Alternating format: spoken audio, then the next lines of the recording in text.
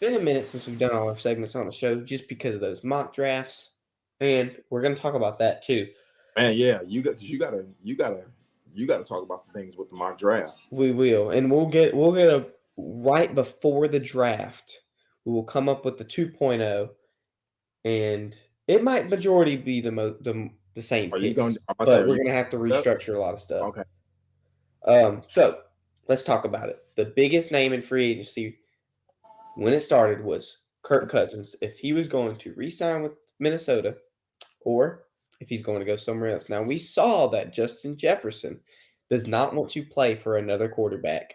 That's not Kirk Cousins. If his name does not start with a K, and if he don't have ice on his neck, he don't want to play for him because he's. I mean, you see the yards he's getting with Kirk Cousins. Why does he want to leave and not have that opportunity to get 1,800 yards or potentially 2,000 yards?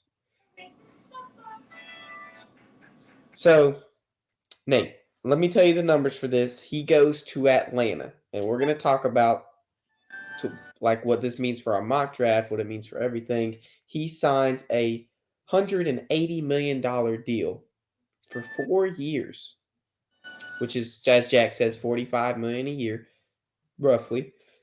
And he gets $100 million guaranteed. So he's getting $100 million of that over, and look, he tore his Achilles. Is he going to play at a high level again after that Achilles tear? Is this too much money for somebody coming off of injury? What do you think? All right. So, all right. It's a hard one because if we can go back and we look at this past season, um, the Atlanta Falcons missed the playoffs by how many games? One. Really wasn't even a game. It was half of a game to be honest. It was half of a game to be honest with you. And this Atlanta Falcons team, let me tell you something. What they have, they have pieces on offense. They have pieces in place. They're not fitting yet. They're not fitting. But hold on. The main reason why the Falcons didn't make it to the playoffs is because of quarterback play. Quarterback play was very subpar, and just play calling and quarterback play very, very subpar. Very. You have the worst play caller in the league as your head coach. So say that.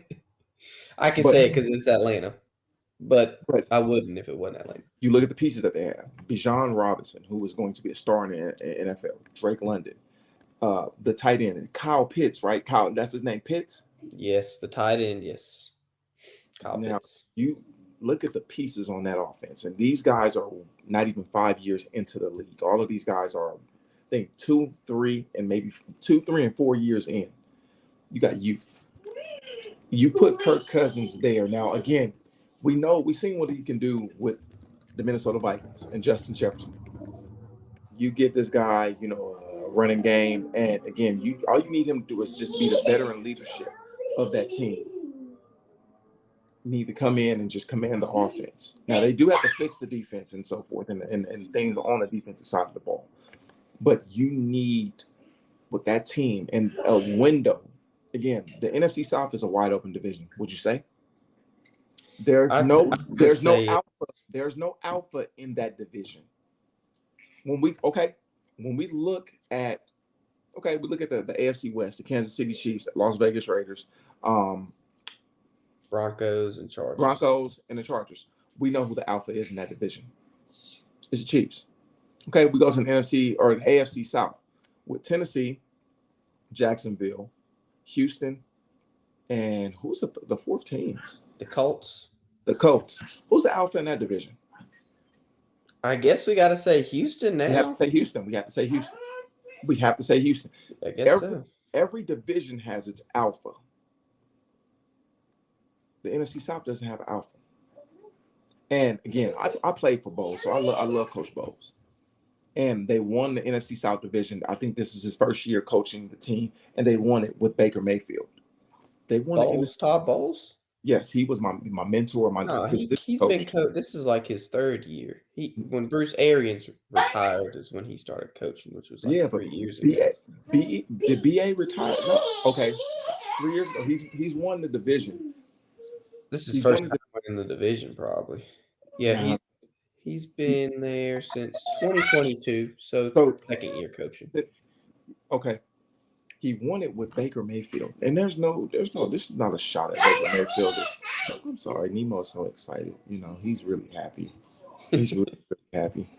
Jeff Wertepney, if you can hear me, he wants to come sell insurance. I mean, if you have a position for him. But they won with Baker Mayfield. This division is wide open. And the Falcons just missed the playoffs by a game. You know what? They bring in a Kirk Cousins when we know what he can do. We've seen what he can do in Minnesota. Now he's coming off of a big injury, Achilles, and he's not a young pup. He's 35. That's the only thing. That's the only thing that you know you can count against him is the fact that you know what he's older in age, just like Aaron Rodgers. But if he can come back to form with that offense, you know they put some quality pieces and protection around him, he can be a serviceable quarterback. I think we cannot overlook what he's done in Minnesota. We're looking at the contract. We're looking at how much they're paying him. And again, is it too much? It could be. I mean, yeah, 180 million for what 4 years? Basically 25 or excuse me, he'll be getting 25 million in bonuses for that 4 years because that's the 4-year base of that is the guaranteed, that's 100 million. 100 million guaranteed. So you take that 100 off that 180, it's 80 million. Really, the contract is 4 years, $20 million a year, 80 million overall. But again, can he be a serviceable option? Yes. But we just got to see how he recovers. I mean, Raheem Morris is coming in there. He wants to make a splash. He wants to, you know, again, he wants to be the guy that, again, this is a wide open division. You give me a quarterback, and that's the number one position is a quarterback to literally, like, you know, lead and guide your offense. That's going to be the captain of the team. And you need that. We know what Kirk can do, and Kirk has always been known as a great leader. So let's see. Let's not just write him off yet, because one thing I love, but I really it makes me laugh, is that when we talk about fans. And you gotta look at the people that, again, people that criticize the deal. I remember a couple years ago when the Rams traded for my old teammate Matthew Stafford, and I remember so many people were just like, oh, they gave up too much and this is that and the other and whatnot. And now I have to go back and talk about them to them same individuals after going to the Super Bowl and seeing him win it. Like, but you were talking all this crap. Just be patient. Be patient. This is a process. Nothing happens overnight. It's a process. So be patient. If you are going to talk about the trade, you have to stand on business and stay that way the whole time. Don't be like, okay, if he comes out there and he's winning and he's doing great and whatnot. Don't be that person where, oh, you flip flopping and you're a wagon hopper. So, well, I need a yes or no answer, and then we're going to talk about somebody that I forgot to put in the description and the thumbnail and stuff. Okay, but because he's not the biggest free agent name. Okay. Is Kirk Cousins an upgrade to either Desmond Ridder or Taylor? Hell Heinicke, yeah. yes or no? Hell yeah. Thank you. Maybe he's getting paid too much money, but he is indeed an upgrade. So let's talk about upgrades. We saw somebody get cut from the Denver Broncos. He's done over there.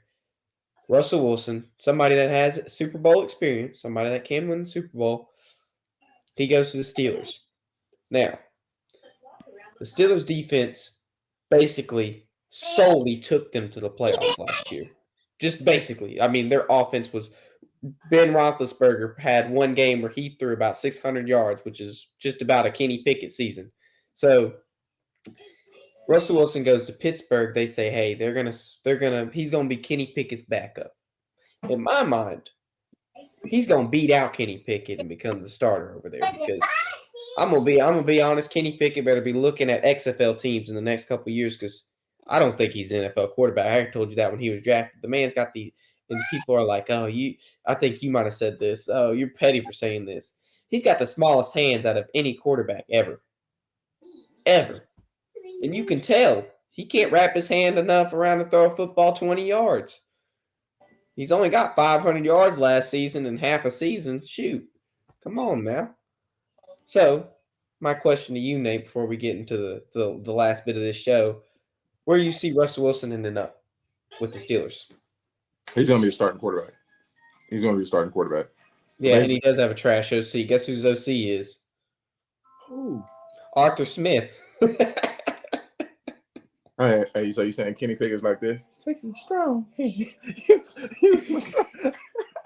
let me put that back up.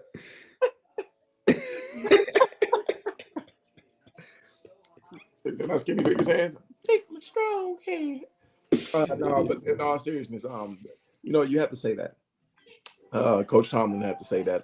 But I believe Russell Wilson is going to come there and with a good. Not only we're talking about the Steelers defense, and that's great.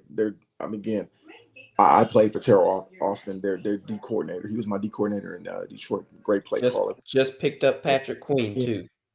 They just picked up Patrick Queen. So you mean to tell me that they have Patrick Queen, who's going to be the linebacker that's going to be able to fly around? They have T.J. Watt coming back healthy, God willing, from his injury, and you have a solid Minka Fitzpatrick and a coming into his own Joey Porter Jr. Listen, we also have Cameron Hayward. I don't want to leave him out too. Oh yeah, and Najee Harris on offense with George Pickens. Listen, Russell Wilson's in a position to succeed. That's all I'm going to say. That's all. Hopefully, Arthur Smith does not screw this up. But again, he's in a position. Because again, Russell for him to succeed, he needs a solid running game. And Najee Harris hasn't been able to take off the way we want him to. You give him a solid quarterback that can actually lead an offense, that can make the right checks and calls and so forth, and you get George Pickens and him going.